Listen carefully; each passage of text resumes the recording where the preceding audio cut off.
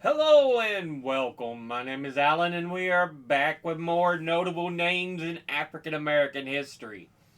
Today, we are taking a look at Bessie Coleman. She was the first African American female to hold a pilot's license. So, at least in the U.S. So, anyway, she was born in Atlanta, Texas, as one of 13 children in 1892, January 26, 1892. Uh, and on her father's side, she also had some Native American descent. So, I believe they said it was her father's grandfathers. So her great grandfathers were Native American great grandparents. So yeah. Now, um, she spent time on a sharecropper farm with her brothers and sisters and uh, father and mother. So yeah, they spent time on the sharecropper farm in Texas, picking cotton and farming, all kinds of other things there. Now, by the time she was 18, Bessie had saved enough money to attend Colored Agricultural and Normal University, now known as Langston University, but would only attend one semester. At the age of 23, she would live with some of her older brothers in Chicago and would actually attend the Burnham School of Beauty Culture in hopes to become a manicurist. This was in 1915. But during this time, you have to remember World War One was raging on, and America would soon enter. So yeah, her brothers would actually go into the military, serving there, and end up going to World War One and come home with stories of being in France. Um, this kind of inspired her because the her brothers would tease her about French women being allowed to do more things like flying an airplane in the United States. Because Coleman was female and African American, so she was facing several barriers. So through this, it inspires her to learn French so she can go to France. And she does. She learns to speak French and would eventually be sponsored by a couple well to do individuals, Robert Abbott. Um, Being one of them, who he was a famous African American newspaper publisher, but he would help get her to France to study at the Caudron Brothers School of Aviation in Le Courtois, France.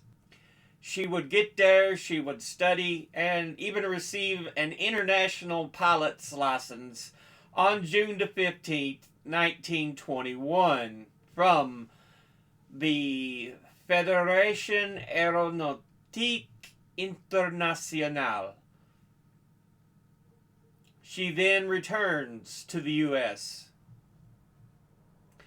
having learned to fly and achieved a pilot's license.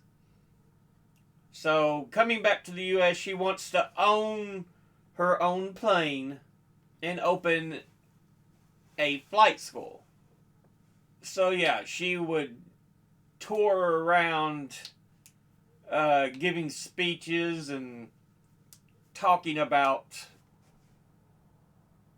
air tricks and other things wherever she could, churches, theaters, schools, all of them, just to earn some money to help her build what she needed to fly, to get the plane and everything. She refused to speak anywhere that was segregated by a discriminated against African Americans. She would actually stage her first public flight by an African American woman in the U.S. on Labor Day, September 3rd, 1922. And she would be quite popular at a lot of aerial shows. Unfortunately for her, for everybody, she would be unable to open the flight school. 2 years into her flight career, she would suffer her first major airplane accident in February of 1923 when the plane's engine stopped working mid-flight and she crashes and would be badly hurt in the accident, breaking a leg and cracking a few ribs as well as cuts on her face. But she would heal up. Went back to performing, but unfortunately, she would suffer an accident in a flight because on April the 30th, 1926, she would take a test flight with a mechanic named William Willis. Willis himself had piloted while Coleman sat in the passenger seat. At about 3,000 feet in the air, a loose wrench got stuck in the engine of the aircraft. Willis could no longer control the steering wheel and the plane flipped over. And Coleman was not wearing a seatbelt at the time. Airplanes, of course, did not have a roof. You got to remember, they're the old school biplanes with the open bucket seats. Anything holding her in, when it flipped over, Coleman fell out of the plane. And unfortunately, that would be her end. So yeah, at her funeral in Chicago, Ida B. Wells, who we talked about in the last episode, would actually give her eulogy. Bessie Coleman, the first African American female to earn a pilot's license for U.S. flights.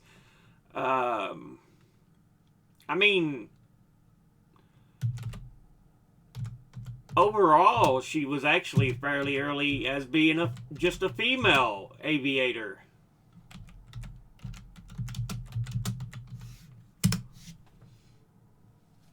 Let's see, what did I say? 23 is when she got the actual license. 21.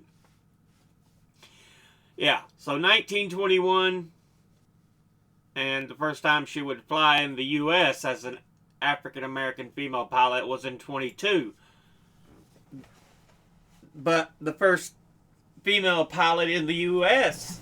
to even get her license was 1911. So yeah, I mean, we're looking at someone who really was not behind the times at all. It took 10 years. But yeah,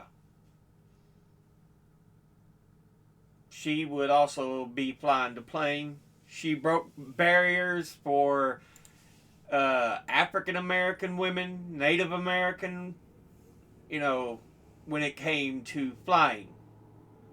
Um, she would get a number of different things named after her just because all she contributed to in history. But yeah, she would do a lot. Atlanta, Texas has a regional history museum which displays a downscale reproduction version of Bessie Coleman's yellow biplane, Queen Bess, um, as well as other memorabilia about Bessie Coleman. There is a public library in Chicago named in Coleman's honor, as are roads at O'Hare International Airport in Chicago, Oakland International Airport in California, Tampa International Airport in Florida, and at Germany's Frankfurt International Airport. So, yeah. A memorial plaque has been placed by the Chicago Cultural Center at the location of her former home, 41st and King Drive in Chicago. So, yeah.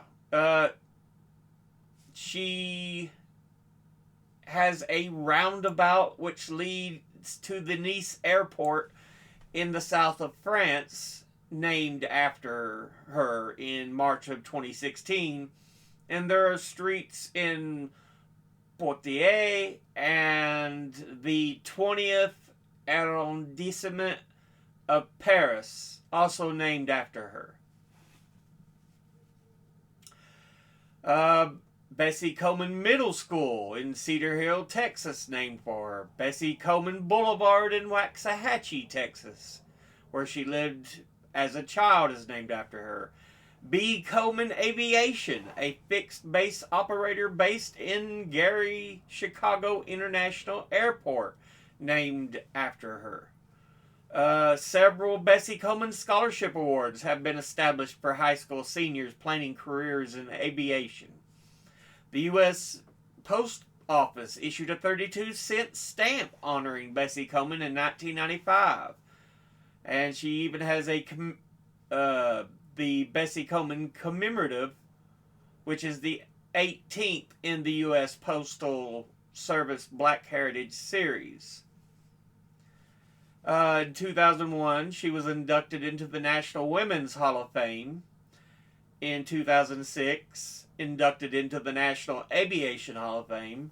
2012, a bronze plaque with Coleman's likeness is installed on the front doors of the Paxson School for Advanced Studies. But yeah, on and on. She has a Barbie doll made after her, so yeah. But yeah, this has been a look at Bessie Coleman, the first African American female pilot. I think she's even up there as like one of the first Native American female pilots. So, but anyway, that'll be the end of this episode. I've done rambled on enough. As always, educate thyself. Think, read, study, learn. Someone tells you something you have trouble believing, ask them to cite their sources. I'll be putting links in the description box below the video. Thank you all for watching. I'll see you all in the next one. Until then, later.